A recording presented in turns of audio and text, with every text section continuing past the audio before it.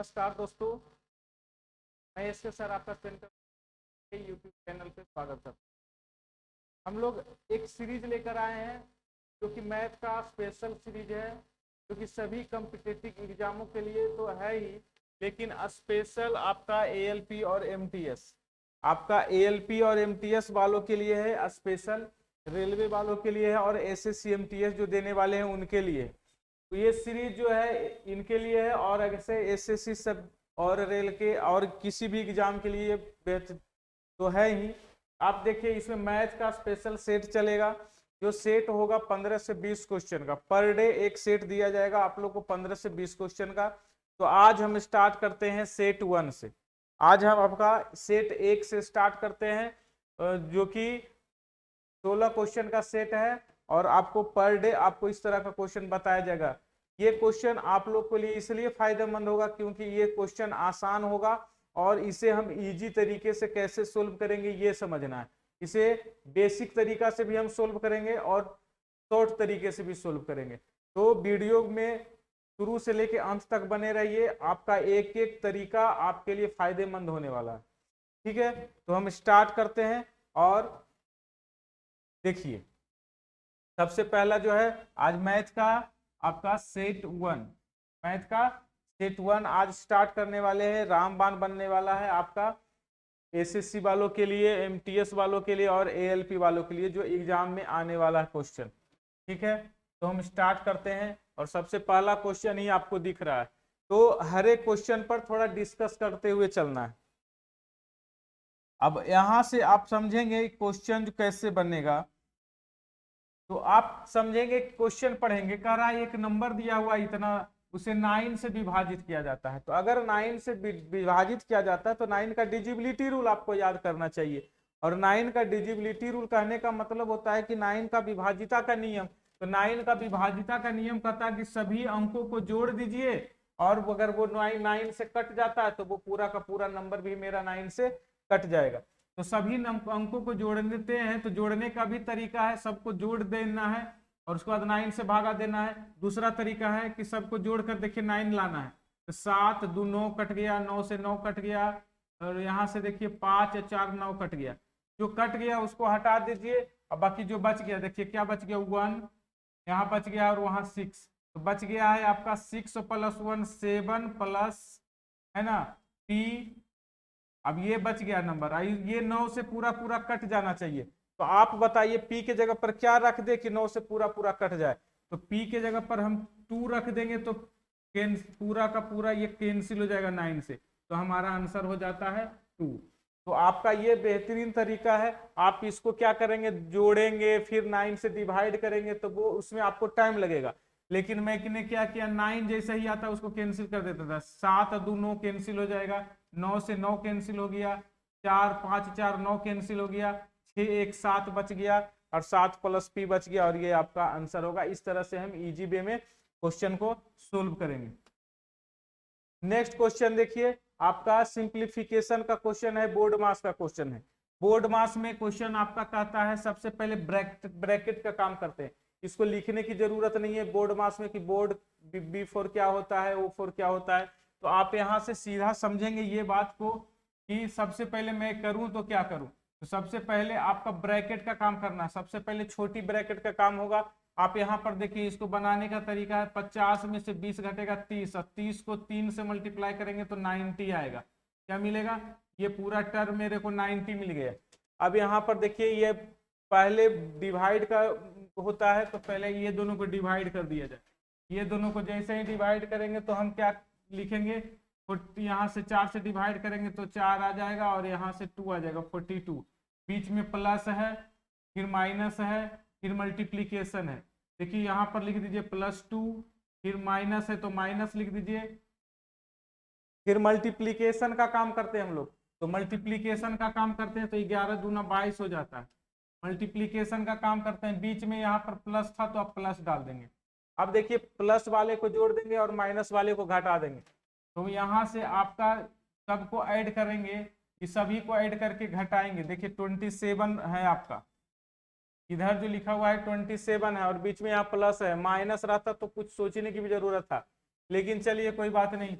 अब यहाँ पर देखिए 92, ये देखिए यहाँ पर जो है ये दोनों को ऐड कर लेंगे तो ये दोनों मिलके हो जाएगा 92। 92 में से 22 घट जाएगा 70 बचेगा। 92 में से 22 घट जाएगा तो 70 बचेगा। 70 प्लस 40, 70 प्लस 40 जो होता है आपका 110 होता है, और ये दो ऐड कर लेंगे तो 112 हो जाएगा। इस तरह से आप इसको ऐड करने के बाद आपका जो टोटल आ जाएगा कितना आ जाएगा 27 और 10 139 और आपका आंसर है ऑप्शन नंबर डी। आपका आंसर है ऑप्शन नंबर डी, क्योंकि कैलकुलेशन आपका अच्छा होना चाहिए। इसको ऐड करना है तो अब ऐसे नहीं करना 7 2 9 2 1 3 1 1 1 ऐसे सीधा सीधा आंसर इसको ऐड कर लेना है। तो बोर्ड मास का क्वेश्चन में सबसे पहले ब्रैकेट का काम करते हैं, उसके बाद डिवाइड का काम, सबसे पहले ब्रैकेट का काम करते हैं, उसके बाद डिवाइड का काम करते हैं, उसके बाद मल्टीप्लिकेशन का, उसके बाद प्लस का, उसके बाद माइनस का काम करते हैं। ये सबको जानना जरूरी है और ये बचपन में पढ़ाया गया है। चलिए नेक्स्ट क्वेश्चन पे आते हैं। नेक्स्ट क्वेश्चन आपका ये कहता है, पढ़ेंगे। क्वेश्चन कहता है एक कक्षा में विद्यार्थियों में से 60% बॉय है। बॉय का जो वैल्यू मेरे को 60% दे दिया गया है, तो गर्ल्स जो मेरा हो जाएगा वो 40% हो जाएगा। आप समझेंगे, बॉयज मेरा 60% है तो गर्ल्स मेरा 40% है। तो कहता है लड़कियों की संख्या 36 है, तो लड़कियां 40% है, 40 का वैल्यू दिया हुआ है 36, 40% इक्वल टू 36, तो 1% इक्वल टू हम कह सकते हैं 36/40। ओके, 36/40 ये हम लिखेंगे। तो हमें पूछ रहा है कि लड़कों की संख्या, तो लड़कों की संख्या 60% होता है। 60% निकालने के लिए मल्टीप्लाई करेंगे 60 से, और ये आपका कैंसिल हो जाएगा 9 से, 9 छक 54, 54 लड़कियां आ जाएगी। 54 लड़कियां। कैलकुलेशन आसान से करना चाहिए आपको, कैलकुलेट मल्टीप्लीकेशन आना चाहिए। तो यहाँ पर 60% का वैल्यू निकालना था, 40% का वैल्यू दिया हुआ था, तो आप ऐसे भी बना सकते थे। नहीं तो अगर आपका 40% का वैल्यू दिया हुआ था तो आप 20% निकाल लेते। 20% का वैल्यू 18 आता तो 60% का वैल्यू 18 गुना 3 आता। आप ऐसे भी इसे बना सकते थे। नहीं समझ में आया? मैंने ये तो बेसिक तरीके से बनाया। अगर आपको पूछ रहा था ये 40% का वैल्यू दिया हुआ है, 40% का वैल्यू दिया हुआ है तो 20% का वैल्यू निकाल लेते। 20% का वैल्यू 18 आता। मन में बनाएंगे, 20% का वैल्यू 18 आएगा तो 60% का वैल्यू क्या होगा, 3 से गुना करेंगे तो 18 3 54 आएगा। आपका आंसर 54 ऑप्शन नंबर 1 आएगा। एकदम हर एक क्वेश्चन को आप एकदम बेसिक तरीके के साथ साथ आप शॉर्ट तरीके पर भी बनाएंगे। अब आप इस क्वेश्चन को समझेंगे। ये क्वेश्चन आता है तो आप लोग इसमें गलती ज्यादा करते हैं, गलती होता है। गलती नहीं करने के लिए हम लोग को करना क्या होगा, तो हम लोग को क्वेश्चन समझना पड़ेगा। क्वेश्चन को समझिए। 15 पेन का क्रय मूल्य, 15 पेन का क्रय मूल्य कहने का मतलब होता है,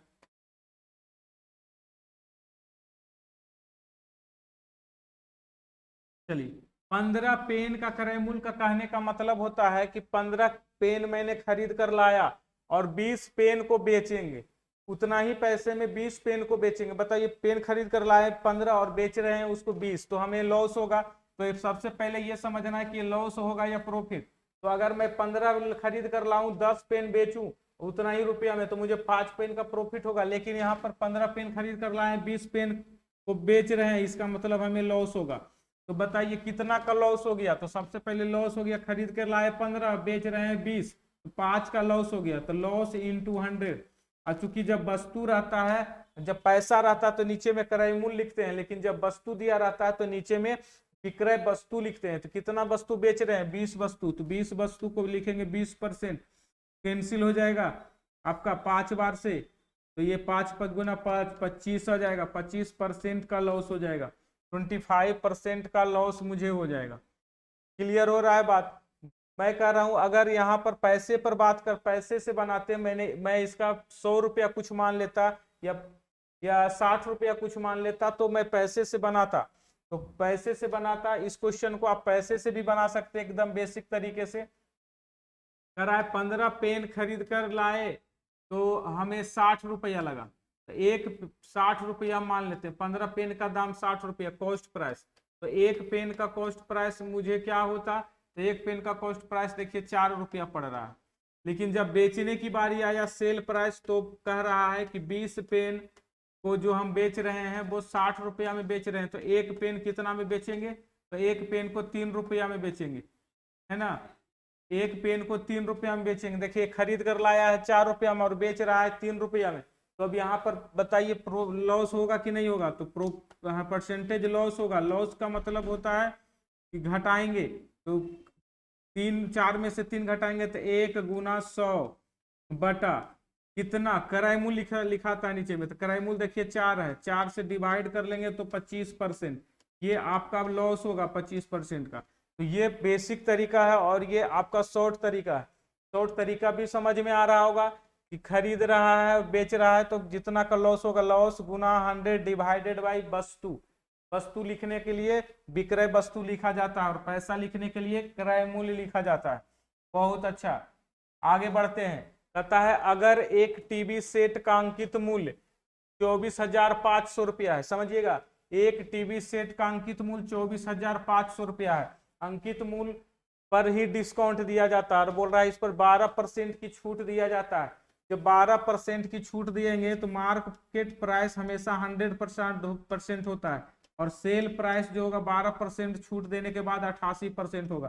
कहने का मतलब 100% का दाम दे दिया है और 88% का दाम पूछ रहा है। 100% का दाम हो गया है आपका 24,500, 100% का रेट है 24,500। इसलिए अब हमें 100% का रेट नहीं मालूम करके हमको 88% का रेट मालूम करना है, तो क्या करेंगे, अब 100% कटा लीजिएगा, 1% का दाम इतना आ गया, इसका मतलब 88% का दाम होगा 88 गुना 245, 88 गुना 245। समझे, 100% हमेशा किसी वस्तु का मार्केट प्राइस होता है, उस पर डिस्काउंट जो दिया जाता है उसको छूट बोलते हैं, और छूट जो है आपका 12% का है, तो बेचेगा कितना में, 88% में, 88% में बेचेगा। इसलिए 88 इंटू 245 हो जाएगा, क्योंकि 0 से 0 कैंसिल हो गया, 245, और जब इसको मल्टीप्लाई करेंगे तो 88 गुना 245 आपका आ जाएगा 21,560, 21,560 आपका आंसर आ जाएगा। क्लियर है। अब इस तरीके से क्वेश्चन को सोल्व करेंगे, बहुत ही आसान सा क्वेश्चन रहता है जो एग्जाम में पूछता है आपका। और इस सीरीज को अगर आप देखते हैं तो मुश्किल से 10 मिनट में, प्रत्येक दिन 10 मिनट में बहुत सारा क्वेश्चन आप देख पाएंगे, और जो कि एग्जाम में सारा क्वेश्चन मैंने जो भी करवाया है सारा क्वेश्चन एग्जाम में पूछा हुआ है। ठीक है, नेक्स्ट क्वेश्चन पे आते हैं। कहता है 4,000 रुपया चक्रवृद्धि ब्याज की दर से 3 वर्ष के बाद इतना रुपया हो जाता है। ये क्या हो जाता है, ये ब्याज के रूप में हो जाता है। ये ब्याज 630 रुपया 50 पैसा ब्याज हो जाता है।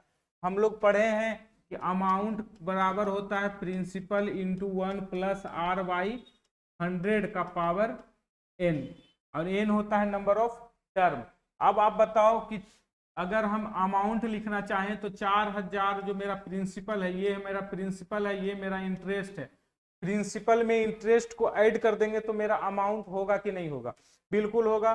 तो प्रिंसिपल में इंटरेस्ट को ऐड कर दिए तो मेरा अमाउंट हो गया, और वो हो गया 4,630.5।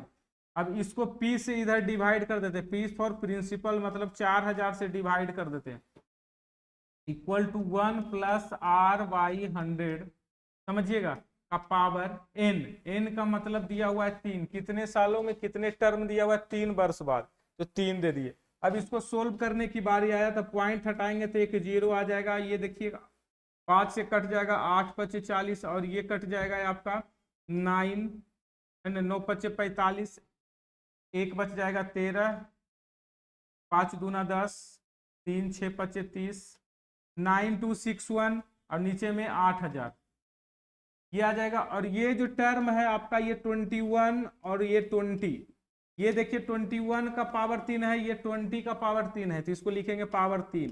अब ये टर्म इक्वल हो जाता है, ये मैंने देखने के लिए लिखा है, जिससे बताया है। अब यहां पर से कैलकुलेशन देखिए क्या होगा, ये वाला टर्म और ये वाला टर्म इक्वेट हो जाएगा, कटेगा नहीं, हमेशा क्या होगा, इक्वेट होगा, बराबर हो जाएगा। अब क्या करेंगे, तो क्या हो जाएगा, यहां से अब यह लिख सकते हैं r/100 और देखिए +1 था, इधर आके -1 हो जाएगा, तो आ जाएगा 21/20 -1, इस तरह से आ जाएगा 1/20, और 120 से ये कैंसिल हो जाएगा कितना बार में, 5 बार से। इस तरह से हमारा आर का जो वैल्यू मिलेगा वो 5%। ये आपका बेसिक तरीका है, ये आपका बेसिक तरीका, और आप इसे इसी तरह से बनाएंगे। अगर नहीं बनता है इस तरह से तो आप 5% रेट रख के ऑप्शन से भी बना सकते हैं। वैसे इस टाइप के क्वेश्चन में अगर नीचे 20 आता है तो 20 से ही कटता है। तो ये देखना होता है कि अगर ये 20 है नीचे, जिसे 8000 है, तो 8000 20 का पावर 3 है। 8000 अगर 20 का पावर 3 है तो 20 से 100 कितनी बार में कटता है, तो 5 बार में कटता है, तो 5% डायरेक्ट लिख देते। क्योंकि अगर नीचे 20 आता है तो इसे 100 से कटना होगा, तो कितनी बार में, 5 बार। अगर नीचे 25 आता तो 4% हमारा आंसर होता है, ठीक है। नीचे में अगर 10 आता तो मेरा 10% आंसर होता। तो इस तरह का एक लॉजिक से अगर क्वेश्चन बनाएंगे तो बिना काम किए हुए ही, बिना कैलकुलेशन किए हुए आप आंसर कर सकते हैं, ठीक है। बहुत अच्छा है। चलिए नेक्स्ट क्वेश्चन पे आते हैं। क्वेश्चन बहुत ही आसान है। क्वेश्चन क्या कर रहा है समझिए। क्वेश्चन कह रहा है आपका 800 रुपया है, कितना दिया गया है आपका, 800 रुपीज दिया गया है, और इसको 3 टर्म में, 3 लोगों में बांटा गया, 2, 5, 3 के अनुपात में बांटा गया। तो मोहन और गोविंद को मिली राशि का योग क्या है। मोहन पहले वाला है, सेकंड वाला मोहन जो है सेकंड वाला है, और गोविंद लास्ट वाला है। तो सेकंड लास्ट को कितना राशि मिला है, 5, 3, 8। टोटल राशि कितना है, तो टोटल राशि 10 है। तो बताइए 10 का जो रेशियो, 10 का जो वैल्यू दिया हुआ है 800, तो 1 का जो वैल्यू होगा मेरा 80 हो जाएगा। और मेरे को पूछ रहा है 8 का वैल्यू, तो बताइए 8 का वैल्यू क्या मिल जाएगा, 5 और 3 8, तो 8 का वैल्यू 64, 640 मिल जाएगा। ये सबसे इजी क्वेश्चन था आज का, ये रेशियो का क्वेश्चन था, सबसे इजी क्वेश्चन था। यही सब क्वेश्चन आपका एएलपी में पूछता है, यही सब क्वेश्चन आपका टेक्नीशियन में पूछता है, एमटीएस में पूछता है, ग्रुप डी में पूछता है, रेलवे के सभी एग्जाम में पूछता है। यहाँ तक कि सीएचएसएल में भी आजकल ये क्वेश्चन आ रहा है। आजकल क्वेश्चन का स्टैंडर्ड ही एकदम नीचा कर दिया गया। अभी इस क्वेश्चन को देखेंगे और इस क्वेश्चन को पढ़ेंगे और उसके बाद समझेंगे। क्वेश्चन क्या कर रहा है, 5 विषयों में से रवि का औसत प्राप्तांक 150 है। रवि को 150 सभी विषयों में मिलता है। तो मैं कहूंगा, अगर मैं इसे बेसिक से बनाना चाहूंगा तो कहेंगे कि 150 मिलता है तो कितना विषयों में मिलता है, तो मिला होगा 150 गुना 5, यानी 750 अंक मिला होगा सभी 5 विषयों में। लेकिन क्या होता है, इस कुछ गलती हो जाता है उसके मैथ के सब्जेक्ट में। क्या हो जाता है, वो 43 अंक को 23 पढ़ लेता है। 43 पढ़ना चाहिए था लेकिन गलती से 23 पढ़ लेता है। तो अगर आप इसे करेंगे तो जो गलती से पढ़ता है, समझिएगा, जो अंक पढ़ लेता है उसको घटा दिया जाता है। गलती से क्या, कौन सा अंक पढ़ लिया है, 23 पढ़ा है, तो 23 घटा दीजिए, और जो सही से पढ़ा है उसको ऐड कर दीजिए। जो सही से पढ़ना है उसको ऐड कर दीजिए। तो क्या करेंगे, 43 ऐड कर देंगे। अब डिवाइडेड बाय फिर से 5, और यही आपका आंसर होगा। फिर से 5 इसलिए डिवाइड कर रहे हैं क्योंकि हमारा एवरेज निकालने के लिए बोल रहा है। तो एवरेज निकालने के लिए फिर से टोटल नंबर ऑफ टर्म से डिवाइड करेंगे। अब यहाँ से इस तरह से 5 से 5 कैंसिल हो जाएगा, इस तरह से आ जाएगा 150 एन माइनस 23 और 43 का अंतर होता है 20 और बटा 5, ये कैंसिल होके आ जाएगा 4 इस तरह से। अच्छा ये प्लस में आ जाएगा तो आ जाएगा 154 आपका एवरेज आता है। लेकिन मैं, ये तो बेसिक तरीका हुआ। अब मैं इसे सीधा सीधा बताता हूँ बिना पेन लगाए आपको बनाना कैसे। आप सोचना है कि 150 आपका क्या है, एवरेज है, वो 150 मेरा रहेगा। 150 मेरा एवरेज है तो वो तो रहेगा ही रहेगा। आगे बढ़ते हैं। क्या मुझे पढ़ना चाहिए था 43 लेकिन मैंने पढ़ा कितना, 23, मतलब मैंने कम पढ़ा। पढ़ना चाहिए था ज्यादा और मैंने पढ़ा कम। तो कम पढ़ा तो पढ़ना चाहिए था ज्यादा, इसका मतलब एवरेज बढ़ेगा। तो अब ये क्या करिए, जो दो नंबर है दोनों के बीच का अंतर निकाल लीजिए, और जैसे ही अंतर निकालिएगा तो जो भी अंतर आएगा, इसका अंतर कितना आ जाएगा, देखिए 20 आ गया। 43 20 का अंतर 20 आ गया। बात को समझेंगे, तो ये दोनों के बीच का अंतर 20 आ गया। अब आप सोचिए, जब 20 आया गया है तो कितना टोटल नंबर ऑफ टर्म होगा, यानी प्रत्येक टोटल में वृद्धि हुआ है तो 20 का, लेकिन एवरेज में वृद्धि कितना हुआ, तो टोटल नंबर ऑफ टर्म 5 था तो 5 का वृद्धि हुआ। Total term number of term 5 था तो 5 का वृद्धि हुआ, यहाँ घटाइएगा तो 4 का वृद्धि हो जाएगा एवरेज में। लेकिन अब मेरा एवरेज घटेगा कि बढ़ेगा, ये टेंशन वाली बात है। तो मेरा एवरेज इसलिए घटेगा बढ़ेगा ये बताएगा कि मैंने पढ़ा कम, पढ़ना था ज्यादा, तो मतलब कि एवरेज बढ़ जाना चाहिए था, इसलिए एवरेज बढ़ के हो जाएगा 104, बढ़ जाएगा 4 बढ़ जाएगा 150 में, तो हमारा आंसर हो जाएगा 154।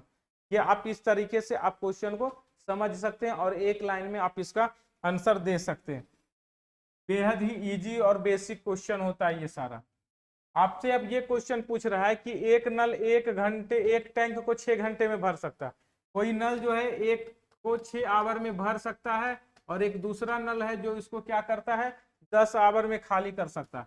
ये देखिए निगेटिव वाला है और दोनों का एलसीएम 10 और 6 का होता है 30, तो हम इसे जोड़ेंगे तो ये मेरा ये 5 काम करेगा और इसको करेंगे तो -3 काम करेगा और दोनों मिल के करेगा तो 2 काम करेगा। कितने देर में, तो 1 आवर में। समझिएगा 1 आवर में 2 काम करेगा। करना कितना काम है, 30 काम है। तथा टैंक को भरने में कितना समय लगेगा, आप बताइए। 2 काम करने में 1 घंटा लगता है तो 30 काम करने में कितना समय लगेगा। 30 काम करने के लिए इसको 15 से गुना करेंगे, इसको भी 15 से गुना करेंगे और आपका आंसर आ जाएगा 15 आवर। आपका आंसर 15 आवर आ जाएगा। 15 आवर में आपका दोनों काम पूरा हो जाएगा। क्लियर हो रहा है, समझ में आ रहा है। इस क्वेश्चन को आप ऐसे ही बनाएंगे। दूसरा तरीका आप इसको ऐसे बना सकते हैं कि 1/6 काम करता है और ये 1/10 काम करता है। दोनों को एलसीएम निकालेंगे और सोल्व करेंगे तो आपका आंसर होगा। दोनों का एलसीएम हो जाएगा 30, यहां से ऊपर में आ जाएगा 6×5 = 30, यहाँ से 6×5 = 30 और 10×3 = 30। इस तरह से हमारा आ जाएगा 2/30। 2/30 को कटाते हैं तो 1/15 आपका आंसर आता है। 1/15 यानी कि 1/15 काम, 1/15 काम और उसको टाइम में बदलेंगे तो उतना घंटा लगेगा, 15 आवर लगेगा। आप इस तरीके से भी इस क्वेश्चन को आप सोच सकते हैं। अगला क्वेश्चन देखिए क्या कह रहा है। अगला क्वेश्चन कह रहा है कि मोहन स्कूटर से 30 किलोमीटर की चाल से इतना किलोमीटर की दूरी तय करता है, तो इस दूरी को तय करने में कितना मिनट लगेगा। तो टाइम बराबर हम लोग पढ़ते हैं डिस्टेंस बाई वेलोसिटी। एकदम बच्चा वाला क्वेश्चन है। टाइम बराबर डिस्टेंस बटा वेलोसिटी। डिस्टेंस देखिए 2.5 km दिया हुआ है और वेलोसिटी भी 30 दे दिया है। और ये जो मेरा आएगा ये आवर में आएगा। किस में आएगा, ये आवर में। और चूंकि मेरे को आंसर मिनट में पूछा है तो आवर को मिनट में बदल देंगे और ये आपका कैंसिल हो जाएगा 2 बार में। 25 × 50 यानी 5 मिनट लगेगा आपका आंसर। कितना मिनट, 5 मिनट। आपका ये आंसर आएगा 5 मिनट। ये बेसिक क्वेश्चन था टाइम एंड डिस्टेंस का। इससे बेसिक कुछ नहीं होता है, बस आपको कन्वर्ट करने के लिए आना चाहिए। हर एक बार 5/18 से और 18/5 से मल्टीप्लाई नहीं होता है, कभी कभी 60 से भी मल्टीप्लाई होता है। समझिएगा इस बात को। आप इस क्वेश्चन को आपको बनाना है और ये कह रहा है इसका कौन सा फैक्टर है, आप मुझे ये बताएं इसका कौन सा फैक्टर है। कहता है एक इक्वेशन है और इसमें से बताना है आपको 4 फैक्टर है। चारों फैक्टर में कौन सा आपका फैक्टर है। आप देखेंगे इस क्वेश्चन को, इसका फैक्टर नहीं निकाल के हम क्या करेंगे, मल्टीप्लीकेशन से इसका ही आंसर लाएंगे। यानी दोनों को मल्टीप्लाई करने के बाद इतना आता है, किस ऑप्शन को मल्टीप्लाई करने के बाद आता है। वैसे निकालने का तो बहुत सारा तरीका है। इसको अगर हम बेसिक से निकालें तो लिखेंगे 2x² - 5x - 12। तो अब क्या करेंगे, इससे हम मल्टीप्लाई करके आना चाहिए है ना, कितना 24 और जोड़ के आना चाहिए 5। मल्टीप्लाई करके आना चाहिए 24 और जोड़ के आना चाहिए 5। तो कौन सा 2 नंबर है ऐसा, तो देखिए इस तरह का जो नंबर होता है तो आपका जो भी नंबर आ जाएगा इसको क्या कर लेंगे, इसको फैक्टर कर लेंगे और इस तरह से हमारा आंसर आ जाएगा फैक्टर करने के बाद। लेकिन मैं इसे कहता हूं कि आप फैक्टर इसे नहीं बनाइए, आप इसको मल्टीप्लाई करिए। देखिए मैं मल्टीप्लाई करता हूं, यहाँ पर माइनस है, यहाँ पर माइनस है, प्लस प्लस में माइनस आने का कोई चांस नहीं है, तो आंसर नहीं होगा। ठीक है। दूसरा देखिए यहाँ पर प्लस है, यहाँ पर माइनस है। अगर आप इसको मल्टीप्लाई करेंगे, देखिए 4 को मल्टीप्लाई करेंगे 2x से तो 8x आएगा जो कि प्लस में है और यहाँ पर माइनस आ रहा है। तो हम यहाँ पर क्या करेंगे, इसको मल्टीप्लाई करके इसको मल्टीप्लाई करते हैं तो आता है मेरा प्लस 5x, जो कि मेरा गलत होगा क्योंकि आप इसको जोड़ेंगे तो यहाँ से जोड़ेंगे 4 दूना 8x और ये दोनों को मल्टीप्लाई करेंगे तो -3x, तो प्लस में आता है जो कि मुझे नहीं चाहिए, मुझे माइनस में चाहिए। ये माइनस और माइनस है तो ये भी नहीं होगा, ये वाला आंसर हो जाएगा कैसे, ये माइनस देखिए -8x और इसको ऐड मल्टीप्लाई कर रहे हैं तो +3x, इस तरह से ऐड करेंगे तो 5x और किस में आ गया माइनस में, तो ये मेरा हमारा आंसर ऑप्शन नंबर डी हो जाएगा। आप इस तरह से इसको इजी तरीके से बना सकते हैं। अगर आप फैक्टर निकालते हैं तो आपको टाइम लगता है, इसलिए ऑप्शन में भी पुट करके आप इसका वैल्यू बना सकते हैं। आगे बढ़ते हैं, आपसे एक और क्वेश्चन पूछ रहा है, आप क्वेश्चन को पढ़ें। क्वेश्चन क्या कह रहा है कि ए और बी दो धनात्मक संख्या जिसमें ए प्लस बी का वैल्यू दिया हुआ है, ए बी का वैल्यू दिया हुआ और आपको ए क्यू प्लस बी क्यू का वैल्यू पूछ रहा है। तो सबसे पहले ए क्यू प्लस बी क्यू का मुझे फॉर्मूला आना चाहिए और ए क्यू प्लस बी क्यू का जो फॉर्मूला होता है वो होता है ए प्लस बी का होल क्यू -3ab इंटू ए प्लस बी इंटू ए प्लस बी, ये होता है हमारा फॉर्मूला। अब बताइए ए प्लस बी का आपका वैल्यू दिया हुआ है 20, तो 20 का क्यू कर लेंगे, -3 इंटू ए बी का जो वैल्यू दिया हुआ है वो 4 लिख देंगे, उसके बाद क्या लिख देंगे 20 लिख देंगे। अब यहाँ से आपका 220 का पावर होता है 8003 और यहाँ से आप घटा मल्टीप्लाई करना चाहेंगे तो 4 × 12 दूना 24, 240 घट जाएगा। 8000 में 240 घटाइएगा तो आपका 7060 आ जाएगा। 7060 किस में है, ऑप्शन नंबर ए में है, आपका 7060 हो जाएगा, 7760 आपका। देखिए अगर आपको फॉर्मूला याद है तो कहीं पर कोई रोकने वाली बात है नहीं, आपका आंसर एनी हाउ आना है, फॉर्मूला अगर याद है तो। चलिए बहुत टाइम हो गया है, एक दो से क्वेश्चन और करते हैं। चलिए नेक्स्ट क्वेश्चन आपका देखिए कह रहा है कि 5 सेंटीमीटर त्रिज्या वाले वृत्त में 2 बराबर वाली जीवाएं है ना, एक रेडियस, इसमें से 2 जीवा खींचना है, एक जीवा ये हो गया आपका, एक जीवा ये हो गया और दोनों बराबर जीवाएं हैं और बोला है दोनों सेंटर के अपोजिट में है। आप सेंटर के अपोजिट में खींच दीजिए और कहता है जीवाएं एक दूसरे से 6 सेंटीमीटर की दूरी पर है। जीवाएं जो है एक दूसरे से 6 सेंटीमीटर की दूरी है, मतलब इसका जो डिस्टेंस दिया हुआ है 6 सेंटीमीटर, मतलब सेंटर से 3 होगा, सेंटर से 3 होगा और इसका जो है रेडियस आपका दे दिया है 5। अब बताइए अगर ये 90 डिग्री होता है, ये 5 है ये 3 है तो ये 4 होगा और हम ये भी जानते हैं कि यहाँ से इस पर परपेंडिकुलर डालते हैं तो ये दोनों इक्वल पार्ट में बंटता है, इसलिए ये 4 होगा तो ये भी 4 होगा। तो अब अगर ये मेरा 4 हो रहा है, ये मेरा 4 हो रहा है तो 4 और 4 क्या होता है 8, तो मेरा जो कोड हो जाएगा वो 8 हो जाएगा। क्या हो जाएगा 8, मेरा कोड जो होगा वो 8 हो जाएगा। तो कर रहा प्रत्येक जीवे की लंबाई क्या होगा, तो प्रत्येक जीवा की लंबाई 8 हो जाएगा। क्यों, क्योंकि रेडियस दिया हुआ है 5, ये दिया हुआ है 3, तो ये 4 होता है। ट्रिपलेट से 5 का स्क्वायर माइनस 3 का स्क्वायर बराबर 4 का स्क्वायर। बेहद ही इजी क्वेश्चन था आपका। क्वेश्चन नेक्स्ट देखिए, क्वेश्चन कहता है एक वृत्त का केंद्र O है।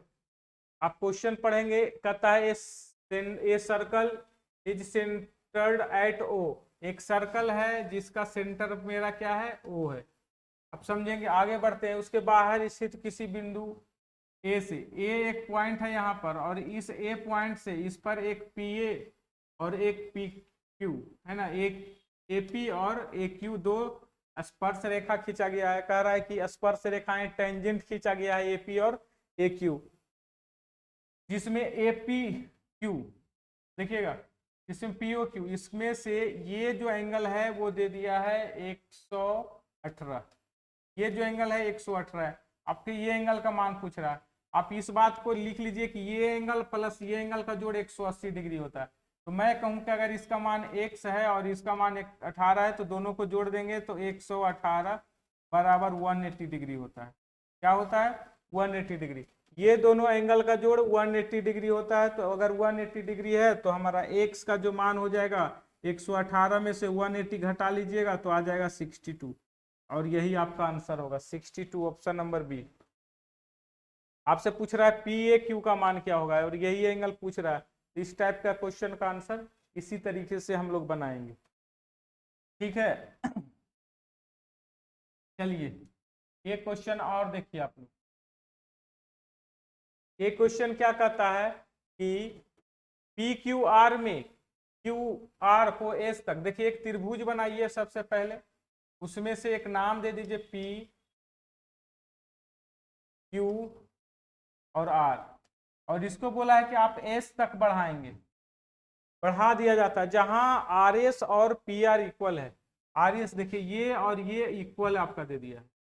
उसके बाद क्या बोल रहा है angle Q P S, angle Q P S 110 degree, Q P S इसको आप ऐसे मिला दें, और ये पूरा का पूरा एंगल आपका 110 डिग्री दिया हुआ, ये पूरा का पूरा एंगल। और एंगल दिया हुआ है पी आर क्यू का भी वैल्यू दिया हुआ है 70, पी आर क्यू का वैल्यू ये देखिए 70 दिया हुआ है। अब आप एक बात समझिए, अगर ये मेरा 70 है और ये दोनों साइड इक्वल है तो मेरा अगर ये x होगा तो ये भी मेरा x होगा, और x प्लस x बराबर 70 का वैल्यू होता है, मतलब x प्लस x 2x बराबर 70, तो हम लिख सकते हैं 2x बराबर 70 होता है तो x का जो मान आता है भाई 35 होगा। इसका मतलब ये भी मेरा एंगल 35 हो जाएगा और ये भी मेरा एंगल 35 हो जाएगा। अब आप सोचिए अगर ये एंगल मेरा 35 है, ये एंगल 35 हो जाएगा, और ये पूरा एंगल 110 दिया हुआ है, ये पूरा का पूरा 110 दिया हुआ है ना, ये पूरा का पूरा 110 है, उसमें से ये 35 मिल गया, तो मुझे ये एंगल कितना मिलेगा 110 माइनस 35 करेंगे, और 110 माइनस 35 करेंगे तो 75 मिल जाएगा। और जब ये एंगल 75 मिल जाएगा और ये एंगल 70 है तो ये एंगल मेरे को पूछा होगा, क्योंकि पी क्यू आर का मान पूछा है, तो पी क्यू आर का मान ये होगा, और ये 75 प्लस 70 145 होता है, इसका जो वैल्यू मेरे को मिल जाएगा वो 35 डिग्री, क्योंकि त्रिभुज के तीनों कोनों का योगफल 180 डिग्री के बराबर होता है। त्रिभुज के तीनों कोनों का योगफल 180 डिग्री के बराबर होता है। अगर आप यहां से निकाल सकते थे, नहीं तो आप यहां से भी निकाल सकते। ये पूरा एंगल देखिए कितना दिया हुआ था 110, ये एंगल 35 निकल चुका था, तो ये एंगल हमको सिर्फ निकालना था, तो हम लिख सकते थे 110 प्लस 35 प्लस ये एंगल Q बराबर 180 डिग्री। यहां से भी आप इजी से एक ही स्टेप में आप इस क्वेश्चन का आंसर करते। तो दो बहुत ही आसान सा क्वेश्चन रहता है, इसको बस बनाने की जरूरत है, और क्वेश्चन को शुरू से अंत तक देखिए, बहुत ही इजी रहेगा आपके लिए। बहुत कम समय में आप इसे देख लीजिएगा, क्योंकि एग्जाम में आएगा, और एग्जाम के लिए बेहतरीन क्वेश्चन यही सब है। आगे कहता है एक त्रिभुज एबीसी में एंगल एबीसी, देखिए एक ट्रायंगल बना रहे हैं, एक ट्रायंगल बना रहे हैं जिसमें बोला गया है कि एंगल एबीसी में एबीसी बराबर 2, ये जो एंगल है इस एंगल का दोगुना है। आपसे क्वेश्चन में बोला गया कि ये जो एंगल है इस एंगल का दोगुना है, क्वेश्चन में बोला है बी जो है ए का दोगुना है। आगे कहता है बीसी को डी तक बढ़ाया गया, बीसी को डी तक बढ़ाया गया है, बीसी को डी तक बढ़ाया गया है, डी तक। आगे बोला है कि ए सी डी का वैल्यू 126 दिया हुआ है, ए सी डी का वैल्यू ये देखिए एंगल, ये जो एंगल है 126 दिया हुआ है, ये 126 दिया हुआ था, तो सी ए बी का यानी ए का मान पूछ रहा है। अब बताइए ये एंगल जो होगा इस एंगल और इस एंगल का जोड़ होता है, हम लोग पढ़े कि बाहरी कोण बराबर सुदूरंतः कोणों का योगफल, तो x और x 2x हो जाएगा, तो x और 2x 3x हो जाएगा, और 3x का जो वैल्यू 126 है, इस तरह से 3 से कैंसिल करवा लेंगे तो ये आ जाएगा 3 से 4 और ये 2 42, x का जो वैल्यू मिलेगा मेरे को 42 मिलेगा, और ये 42 x का ही वैल्यू आपसे पूछ रहा है, और ये ऑप्शन नंबर 2 होगा। अब तो इस तरह से आपका एक बेहतरीन क्वेश्चन का सीरीज आपका चला, जो कि बहुत ही लाजवाब रहा, एकदम सिंपल सा क्वेश्चन था। मैं पहला सेट था इसलिए मैं सिंपल क्वेश्चन लाया, थोड़ा सा क्वेश्चन को ट्विस्ट करेंगे। वैसे यही सब क्वेश्चन एग्जाम में आता है जो कि काफी बेसिक होता है। तो मैं अब इसी तरह से प्रत्येक दिन एक सेट के साथ हम आप लोग के साथ आएंगे और आप लोग इसे देखेंगे, ठीक है। और ये जो होगा 12 से 1 के बीच में आपका लाइव होगा। नेक्स्ट क्लास से आपका 12 से 1 के बीच में लाइव सेशन चलेगा, प्रत्येक दिन 15 से 20 क्वेश्चन का प्रत्येक टेस्ट, ठीक है। आप लोग को वीडियो शेयर कर दीजिए। बहुत बहुत धन्यवाद।